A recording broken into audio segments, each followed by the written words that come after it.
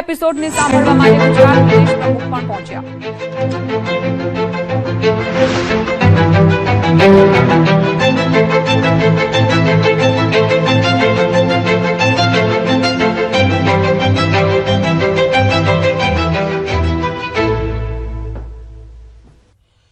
मेरे प्यारे देशवासियों, नमस्कार।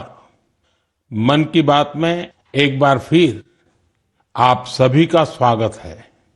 मार्च का ये महीना वैश्विक स्तर पर बहुत ही हलचल भरा रहा है। हम सबको याद है कि पूरा विश्व भूतकाल में कोविड के कारण एक लंबे समय तक अनेक समस्याओं से गुजरा था। हम सभी की अपेक्षा थी कि कोरोना के संकट से निकलने के बाद दुनिया नए सिरे से प्रगति की राह पर आगे बढ़ेगी। लेकिन दुनिया के अलग अलग क्षेत्रों में लगातार युद्ध और संघर्ष की परिस्थितियां बनती चली गई। वर्तमान में हमारे पड़ोस में 1 माह से भीषण युद्ध चल रहा है। हमारे लाखों परिवारों के सगे संबंधी इन देशों में रहते हैं, खासतौर पर खाड़ी देशों में काम करते हैं। मैं गल्फ कंट्रीज का बहुत आभारी हूं। वे ऐसे 1 करोड़ से ज्यादा भारतीयों को वहां पर हर प्रकार की मदद दे रहे हैं। साथियों, जिस क्षेत्र में अभी युद्ध चल रहा है, वह क्षेत्र हमारी ऊर्जा आवश्यकताओं का बड़ा केंद्र है। इसकी वजह से दुनिया भर में पेट्रोल और डीजल को लेकर संकट की स्थिति बनती जा रही है।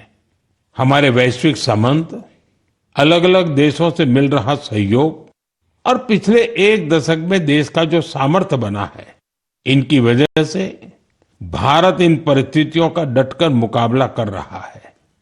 साथियों, निश्चित तौर पर यह चुनौतीपूर्ण समय है।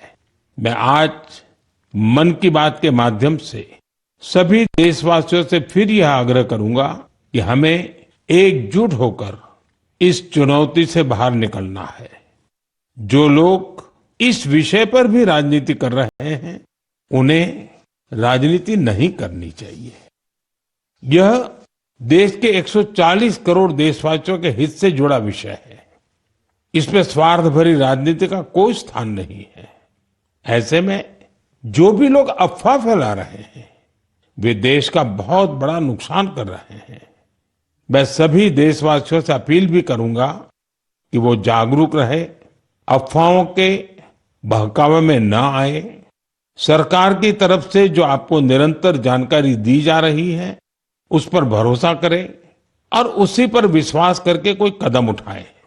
मुझे हर बार की तरह इस बार भी विश्वास है कि जैसे हमने देश के 140 करोड़ देशवासियों के सामर्थ्य से पुराने संकटों को हराया था, इस बार भी हम सब मिलकर के इस कठिन हालत से बहुत ही अच्छी तरह बाहर निकल जाएंगे। मेरे प्यारे देशवासियों, भारत की ताकत यहाँ के कोटि कोटि लोगों में निहित है। आज मन की बात में एक ऐसे प्रयास के बारे में बताना चाहता हूं जो देशवासियों की जन भागीदारी की भावना को दर्शाता है।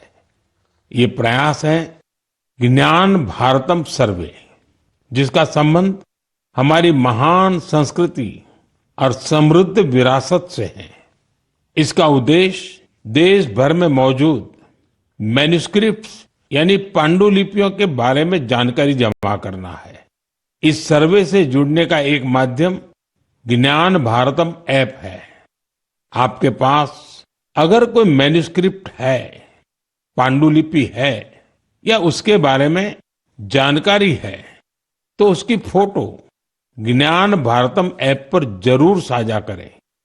हर एंट्री से जुड़ी जानकारी को दर्ज करने से पहले उसकी पुष्टि भी की जा रही है। मुझे इस बात की खुशी है कि अब तक हजारों मैन्युस्क्रिप्ट्स, पांडुलिपि लोगों ने शेयर की है। उदाहरण के तौर पर अरुणाचल प्रदेश के नामसाई के चा नंती सिंह लोआंग जी ने ताई लिपि में पांडुलिपियां साझा की है। अमृतसर के भाई अमित सिंह राणा ने गुरुमुखी लिपि में पांडुलिपि शेयर की है। यह हमारी महान सिख परंपरा और पंजाबी भाषा से जुड़ी लिपि है। कुछ संस्थाओं ने पाम लीफ यानी ताड़ के पत्तों पर लिखी मैन्युस्क्रिप्ट दी है। राजस्थान के अभय जैन ग्रंथालय ने कॉपर प्लेट्स पर लिखी बहुत पुरानी पांडुलिपियां शेयर की हैं। वहीं लद्दाख की हेमिस मॉनेस्ट्री ने तिब्बती में बहुमूल्य पांडुलिपियों के बारे में जानकारी दी है। यहाँ पर मैंने कुछ ही उदाहरण दिए हैं। यह सर्वे जून के मध्य तक जारी रहने वाला है। आप सभी से मेरा आग्रह है कि अपनी संस्कृति से जुड़े पहलुओं को सामने लाएं और शेयर करें। मेरे प्यारे देशवासियों, भारत दुनिया का सबसे युवा देश है। देश के युवा की ताकत जब राष्ट्र निर्माण में जुड़ती है तो बहुत बड़ी मदद मिलती है। राष्ट्र निर्माण के इस दायित्व को निभाने में बड़ी भूमिका निभा रहा है मेरा युवा भारत यानी माय भारत संगठन। ये संगठन देश के युवाओं को अलग अलग पॉजिटिव गतिविधियों से जोड़ रहा है। हाल ही में माय भारत द्वारा बजट क्वेस्ट का आयोजन किया गया। इसका मकसद था देश भर के युवाओं को बजट प्रक्रिया और नीति निर्माण से जोड़ना। इससे जुड़ी क्विज में देश भर से करीब 12 लाख युवाओं ने हिस्सा लिया। क्विज के बाद करीब 1,60,000 प्रतिभागियों को निबंध प्रतियोगिता के लिए चुना गया। मुझे इनमें से कुछ निबंध पढ़ने का अवसर भी मिला। इनसे पता चलता है कि मेरे युवा साथी देश के विकास में अपना योगदान देने के लिए कितना तत्पर है। तेलंगाना के सूर्यापेट से कोटला रघुवीर रेड्डी, उत्तर प्रदेश के बाराबंकी से सौरभ बैसवार और बिहार के गोपालगंज से सुमित कुमार ने किसान कल्याण से जुड़े टॉपिक पर लिखा है। पंजाब के मोहाली से आंचल और ओडिशा के केंद्रपाड़ा से ओम प्रकाश रथ ने वुमेन लेड डेवलपमेंट को आगे बढ़ाने के तरीकों पर अपने विचार प्रकट किए हैं। हरियाणा के यमुनानगर से प्रथम बरार ने लिखा है कि ग्रीन और क्लीन भारत ही समृद्ध भारत का मार्ग है। इससे उनकी गहरी सोच का पता चलता है। दिल्ली के शंख गुप्ता का सुझाव है कि ग्रामीण क्षेत्रों में खेल प्रतिभाओं की पहचान के लिए और अधिक प्रयास होने चाहिए। हमारे युवा साथियों ने स्किल डेवलपमेंट और ईज ऑफ डूइंग बिजनेस पर भी अपने विचार साझा किए हैं। मैं उन सभी युवाओं की सराहना करता हूं जो अपने आइडियाज शेयर कर रहे हैं। ये विचार देश को आगे ले जाने में बहुत अहम है। मेरे प्यारे देशवासियों, देश भर के क्रिकेट फैंस के लिए यह महीना जोश और उत्साह से भर देने वाला रहा है। जब भारत ने T20 वर्ल्ड कप में ऐतिहासिक जीत दर्ज की तो देश में हर तरफ खुशी की लहर दौड़ गई। अपनी टीम की शानदार सफलता पर हम सभी को बहुत गर्व है। पिछले महीने के आखिर में कर्नाटका के हुबली में एक बहुत ही रोचक मुकाबला देखने को मिला। इस मुकाबले को जीतकर जम्मू कश्मीर की क्रिकेट टीम ने रणजी ट्रॉफी को अपने नाम कर लिया। सबसे खुशी की बात है कि करीब 7 दशकों के लंबे इंतजार के बाद इस टीम ने अपना पहला रणजी खिताब हासिल किया। यह अभूतपूर्व सफलता खिलाड़ियों के कई वर्षों के निरंतर प्रयासों का परिणाम है।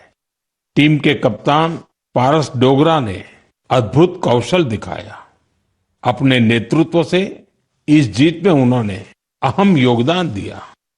आज देश में कश्मीर के युवा गेंदबाज आकिब नबी के प्रदर्शन की भी चर्चा हो रही है, जिन्होंने रणजी सीजन में 60 विकेट लिए हैं। इस जीत से टीम के खिलाड़ी और कोचिंग स्टाफ के साथ साथ जम्मू कश्मीर के लोग बहुत रोमांचित हैं। क्रिकेट के मैदान में इस शानदार प्रदर्शन के बाद वहां के युवाओं में खेलों के प्रति उत्साह और बढ़ गया है। आने वाले समय में यह कई युवाओं को स्पोर्ट्स को अपनाने के लिए प्रेरित करेगा। जम्मू कश्मीर के लोगों में खेलों को लेकर गजब का जज्बा रहा है। मुझे खुशी है कि अब यह बड़े खेल आयोजनों का हब भी बनता जा रहा है। खेलो इंडिया विंटर गेम्स के लिए गुलमर्ग तो पहले ही अपनी पहचान बना चुका है। फुटबॉल जैसे स्पोर्ट्स भी यहाँ के युवाओं के बीच काफी लोकप्रिय है।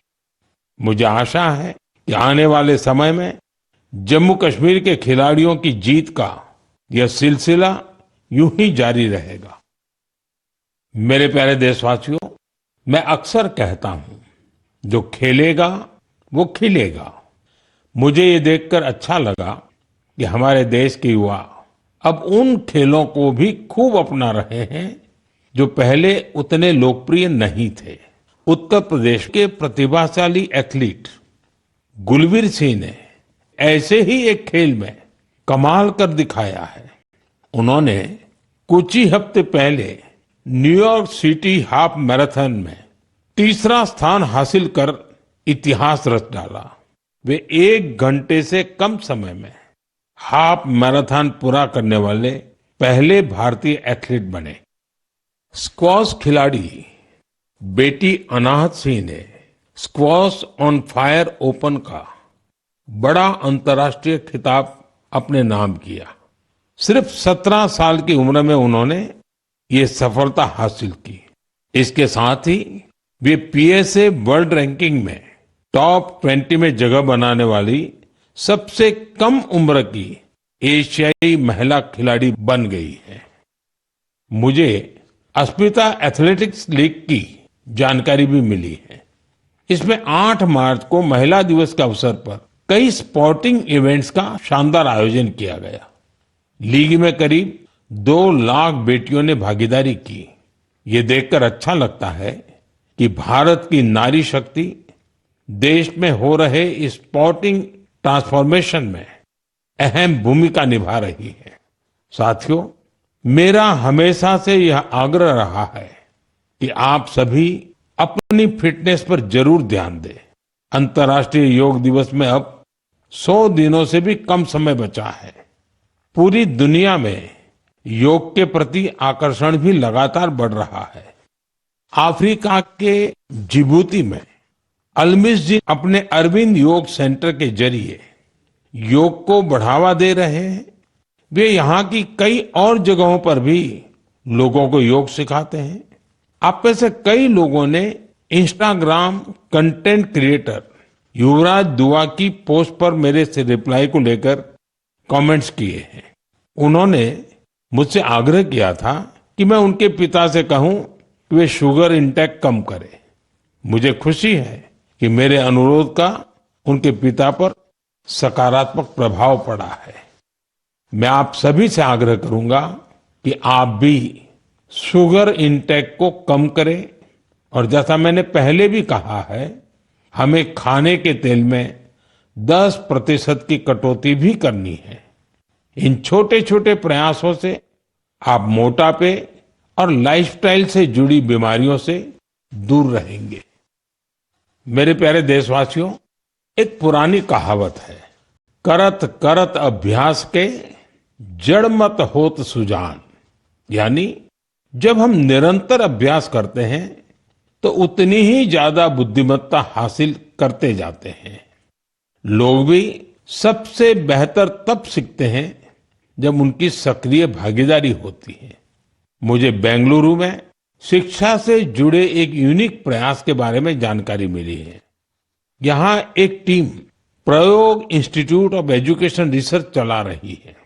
इस टीम का रिसर्च प्रोजेक्ट पर विशेष फोकस है। यह टीम स्कूल लेवल पर साइंस एजुकेशन को लोकप्रिय बनाने में जुटी है। उन्होंने अन्वेषण नाम का एक प्रयोग किया है। इसके जरिए 9वीं से 12वीं क्लास तक के स्टूडेंट्स को केमिस्ट्री, अर्थ साइंसेस और वेलनेस जैसे क्षेत्रों में इनोवेशन करने का मौका मिलता है। इससे स्टूडेंट्स को रिसर्च का बहुत अच्छा अनुभव हासिल होता है। साथ ही अपने प्रोजेक्ट्स को पब्लिश करने का प्लेटफॉर्म भी मिलता है। साथियों, परीक्षा पे चर्चा के दौरान कुछ स्टूडेंट्स ने मुझे बताया था कि वे साइंस पढ़ना तो चाहते हैं, लेकिन उन्हें इससे डर भी लगता है। इस दिशा में प्रयोग की टीम का प्रयास बहुत ही सराहनीय है। यह पहल स्टूडेंट्स को साइंस के साथ जुड़ने और प्रैक्टिकली कुछ करके दिखाने का मौका देती है। जब हम किसी चीज को खुद करके देखते हैं तो जिज्ञासा और रुचि पैदा होती है। कौन जानता है कि मेरे युवा साथियों में ही कोई आने वाले समय का बेहतरीन साइंटिस्ट हो। साथियों, शिक्षा के माध्यम से अतीत को संरक्षित करने और भविष्य को तैयार करने का एक प्रयास नागा समुदाय भी कर रहा है। इस समुदाय के लोग अपनी आदिवासी परंपराओं का बहुत सम्मान करते हैं। वो इस पर गर्व तो करते ही हैं, साथ ही अपनी अप्रोच को आधुनिक भी रखते हैं। नागा ट्राइब्स में मोरुंग लर्निंग की एक पारंपरिक व्यवस्था थी। इसमें बुजुर्ग लोग अपने अनुभवों से युवाओं को पारंपरिक ज्ञान, इतिहास और लाइफ स्किल्स के बारे में बताते थे। समय के साथ यह सिस्टम अब मोरुंग कॉन्सेप्ट ऑफ एजुकेशन में बदल गया है। इसके माध्यम से बच्चों में गणित और विज्ञान जैसे विषयों में रुचि पैदा की जाती है। इसमें समुदाय के बुजुर्ग उन्हें कहानियां, लोकगीत और पारंपरिक खेलों के साथ लाइफ स्किल्स सिखाते हैं। इस तरह हमारा नागालैंड अपनी सांस्कृतिक विरासत को सुरक्षित रखते हुए बच्चों की शिक्षा को आगे ले जा रहा है। आपको भी अपने क्षेत्र में ऐसे प्रयासों के बारे में पता चले तो मुझे जरूर शेयर कीजिएगा। मेरे प्यारे देशवासियों, देश के कई हिस्सों में गर्मियों की शुरुआत हो चुकी है। यानी ये समय जल संरक्षण के अपने संकल्प को फिर से दोहराने का है। पिछले 11 वर्षों में जल संचय अभियान ने लोगों को बहुत जागरूक बनाया है। इस अभियान के तहत देश भर में करीब 50 lakh artificial water harvesting structure बनाए गए हैं। मुझे देखकर अच्छा लगता है कि अब जल संकट से निपटने के लिए गांव-गांव में सामुदायिक स्तर पर प्रयास होने लगे हैं। कहीं पुराने तालाबों की सफाई हो रही है, कहीं बरसात के जल को सहेजने के लिए प्रयास किया जा रहा है। अमृत सरोवर अभियान के तहत भी देश भर में करीब 70,000 अमृत सरोवर बनाए गए हैं। बारिश का मौसम आने से पहले इन सरोवरों की साफ सफाई भी शुरू हो गई है। आज मैं आपसे कुछ प्रेरक उदाहरण भी साझा करना चाहता हूं। ये उदाहरण बताते हैं कि जन भागीदारी से जल संरक्षण का काम कितना व्यापक हो जाता है। साथियों, त्रिपुरा की जम्पुई पहाड़ियों में बसा वागमुन गांव 3000 फीट की ऊंचाई पर बसा है। ये गांव पानी के गंभीर संकट का सामना कर रहा था। गर्मियों के दिनों में गांव के लोग पानी के लिए लंबी दूरी तय करते थे। आखिरकार गांव के लोगों ने बारिश की हर बूंद को सहेजने का निर्णय किया। आज वांगमुन गांव के लगभग हर घर में rooftop rain water harvesting system स्थापित हो गया है। जो गांव कभी पानी की कमी से जूझ रहा था, वो जल संरक्षण की एक प्रेरक मिसाल बन गया है। साथियों, इसी तरह छत्तीसगढ़ के कोरिया जिले में भी एक अनोखी पहल देखने को मिली। यहाँ के किसानों ने एक सरल लेकिन प्रभावशाली आइडिया पर काम किया। यहाँ के किसानों ने अपने खेतों में छोटे छोटे रिचार्ज तालाब और सोखता गड्ढे बनाए, जिससे बारिश का पानी खेतों में ही रुकने लगा और धीरे धीरे वह जमीन के अंदर जाने लगा। आज इस क्षेत्र के 1200 से अधिक किसान इस मॉडल को अपना चुके हैं और गांव का ग्राउंड वाटर लेवल बहुत बेहतर हो गया है। इसी तरह तेलंगाना के मंचेरियाल जिले के मुदिगुंटा गांव में भी लोगों ने मिलकर पानी की समस्या दूर की है। गांव के 400 परिवारों ने अपने घरों में सॉकपिट बनाया और वाटर कंजर्वेशन का जन आंदोलन बना दिया। इससे गांव का ग्राउंड वाटर लेवल बेहतर हुआ है। साथ ही प्रदूषित पानी की वजह से होने वाली बीमारियां बहुत कम हो गई हैं। मेरे प्यारे देशवासियों, हमारे मछुआरे भाई बहन सिर्फ समुद्र के योद्धा नहीं है, बल्कि वे आत्मनिर्भर भारत की एक मजबूत नींव भी है।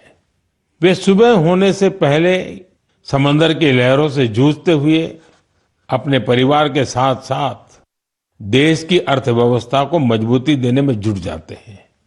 ऐसे मेहनतकश मछुआरों का जीवन आज कई तरह से आसान बनाया जा रहा है।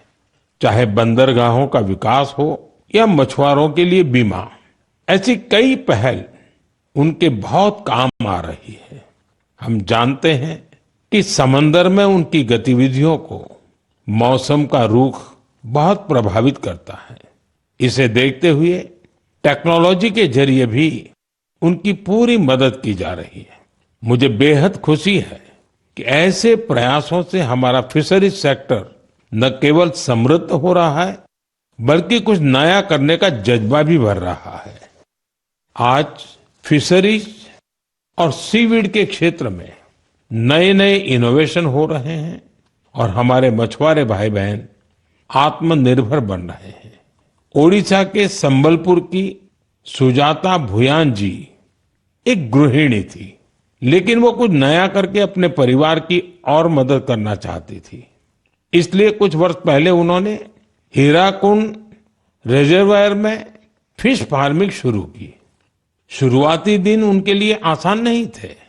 मौसम में होने वाले बदलाव, मछलियों के खाने का प्रबंध और घर की जिम्मेदारियों के साथ संतुलन बनाने में जैसी कई चुनौतियां थी, लेकिन उनका हौसला अडिग था। केवल 2-3 वर्ष के भीतर उन्होंने अपने प्रयास को एक फलते फूलते बिजनेस में बदल दिया। आज उनकी सफलता समुदाय की महिलाओं के लिए उम्मीद की नई किरण बन गई। साथियों, लक्षद्वीप में मिनिकॉय की हावा गुलजार जी की कहानी हमारी माताओं बहनों की अद्भुत संकल्प शक्ति को सामने लाती है।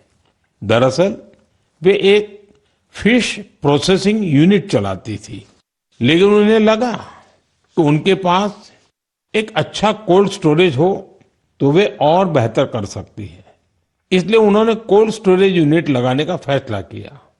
आज यही उनकी ताकत बन चुका है। अब वे बेहतर प्लानिंग के साथ कारोबार कर पा रही है। साथियों, देश में आज हर तरफ ऐसे प्रयास हो रहे हैं जो प्रेरित करने वाले हैं। बेलगावी के शिवलिंग सतप्पा हुद्दार ने पारंपरिक खेती से अलग रास्ता चुना। इसके लिए उन्होंने एक पॉन्ड फार्म बनाया। इस कारोबार के लिए उन्हें ट्रेनिंग भी मिली। अब अपने पॉन्ड से मछलियों की बिक्री कर वे अच्छी कमाई कर रहे हैं। वहीं सीवीड की मांग को देखते हुए कई लोगों ने सीवीड कल्टीवेशन को भी अपनाया है। इसका उन्हें बड़ा लाभ भी हो रहा है। मैं एक बार फिर फिशरीज सेक्टर से जुड़े सभी लोगों की सराहना करता हूं। हमारी इकोनॉमी को सशक्त बनाने के लिए उनका प्रयास बेहद प्रशंसनीय है। मेरे प्यारे देशवासियों, जब समाज खुद आगे आता है तो छोटे छोटे प्रयास भी बड़े बदलाव की नींव बन जाते हैं। हमारे देश के अलग अलग हिस्सों में ऐसे कई उदाहरण सामने आ रहे हैं जो हमें यही सिखाते हैं। हाल ही में उत्तर प्रदेश के वाराणसी में एक प्रेरक प्रयास देखने को मिला। वहां एक ही घंटे में 2,51,000 से अधिक पौधे लगाए गए और एक नया गिनीज वर्ल्ड रिकॉर्ड बना। इस प्रयास की सबसे खास बात ये रही कि इसमें हजारों लोग एक साथ जुड़े। छात्र, जवान, स्वयंसेवी संगठन, अलग अलग संस्थाएं, सबने मिलकर इस काम को संभव बनाया। जन भागीदारी का यही स्वरूप एक पेड़ मां के नाम अभियान के दौरान भी दिखता है। इस अभियान के तहत देश भर में करोड़ों पेड़ लगाए गए हैं। साथियों, नागालैंड के चिजामी गांव से भी एक बहुत प्रेरक प्रयास सामने आया है। चिजामी गांव की महिलाएं मिलकर 150 से अधिक वैरायटी के पारंपरिक बीजों को सुरक्षित रख रही है। इन बीजों को एक कम्युनिटी सीड बैंक में संरक्षित किया जा रहा है, जिसे गांव की महिलाएं ही चलाती हैं। इनमें चावल, बाजरा, मक्का, दालें, सब्जियां और कई तरह की जड़ी बूटियां शामिल है। यह एक ऐसा प्रयास है जिसमें ज्ञान भी सुरक्षित है, परंपरा भी जीवित है और आने वाली पीढ़ियों के लिए एक मजबूत आधार भी तैयार हो रहा है। साथियों, आज जब दुनिया जलवायु परिवर्तन जैसी चुनौतियों का सामना कर रही है, तब ऐसे प्रयास हमें यह बताते हैं कि समाधान हमेशा कहीं दूर नहीं होता। कई बार हमारे अपने पारंपरिक ज्ञान और सामुदायिक प्रयास ही हमें सबसे मजबूत रास्ता दिखाते हैं। मेरे प्यारे देशवासियों, आज आप देश के किसी छोटे बड़े शहर में जाएंगे तो एक बदलाव आप जरूर नोटिस करेंगे। आपको बड़ी संख्या में घरों की छत पर सोलर पैनल लगे हुए दिखाई देंगे। कुछ साल पहले तक ये इक्का दुक्का घरों पर ही दिखता था, लेकिन आज पीएम सूर्यघर मुफ्त बिजली योजना का प्रभाव देश के कोने कोने में दिखने लगा है। इस योजना की वजह से गुजरात के सुरेंद्रनगर जिले की पायल मुजपरा के जीवन में बहुत बड़ा बदलाव आया है। उन्होंने सूर्य पहल के माध्यम से सोलर पावर टेक्नोलॉजी की ट्रेनिंग ली और 4 महीने का सोलर पीवी टेक्नीशियन का कोर्स पूरा किया। अब वो एक कुशल सोलर टेक्नीशियन बन गई है। पायल एक सोलर उद्यमी के तौर पर अपनी पहचान बना रही है। वो आसपास के जिलों में सोलर रूफटॉप इंस्टॉलेशन का काम करती है और इससे उन्हें हर महीने हजारों रुपए की आय होती है। साथियों, मेरठ के अरुण कुमार भी अब अपने इलाके में ऊर्जादाता बन गए हैं। हाल ही में दिल्ली में हुए कार्यक्रम में अरुण कुमार ने हिस्सा लिया था और अपने अनुभव साझा किए थे। उन्होंने बताया था कि वो न केवल बिजली बिल की बचत कर रहे हैं, बल्कि अपनी अतिरिक्त बिजली बेच भी रहे हैं। साथियों, जयपुर के मुरलीधर जी की सफलता भी कुछ ऐसी ही है। पहले उनकी खेती डीजल पंप पर निर्भर थी, जिसमें हर साल हजारों रुपए खर्च होते थे। जब उन्होंने सोलर पंप अपनाया तो उनकी खेती का तरीका ही बदल गया। अब उन्हें होती है और उनकी सालाना आय भी बढ़ गई है। सबसे महत्वपूर्ण बात यह है कि अब उनका परिवार साफ ऊर्जा के साथ बेहतर जीवन जी रहा है। साथियों, पीएम सूर्यघर मुफ्त बिजली योजना का फायदा नॉर्थ ईस्ट के इलाकों में भी मिल रहा है। त्रिपुरा में रियांग जनजाति के कई गांव ऐसे थे जहां बिजली की समस्या थी। अब सोलर मिनी ग्रिड के माध्यम से वहां के घरों में रोशनी रहती है। वहां बच्चे अब शाम के बाद भी पढ़ पा रहे हैं, लोग मोबाइल चार्ज कर पा रहे हैं और गांव का सामाजिक जीवन भी बदल गया है। साथियों, देश में सोलर ऊर्जा क्रांति के ऐसे न जाने कितने उदाहरण हैं। आप भी इस क्रांति से जुड़िए और दूसरों को भी जोड़िए। मेरे प्यारे देशवासियों, मन की बात के लिए मुझे हर महीने देश के अलग अलग हिस्सों से ढेरों संदेश मिलते हैं। इन संदेशों से ये भी पता चलता है कि दूर दराज के क्षेत्रों में बैठे लोग कितने चाव से इस कार्यक्रम को सुनते हैं। जब मैं आपके सुझाव पढ़ता हूं तो मुझे लगता है कि ये सिर्फ एक कार्यक्रम नहीं है, ये हम सबका एक साझा संवाद बन गया है। आपके विचार, आपके अनुभव इस कार्यक्रम को लगातार बेहतर बनाने की प्रेरणा देते हैं। आप अपने आसपास की प्रेरक गाथाएं यूं ही साझा करते रहिए।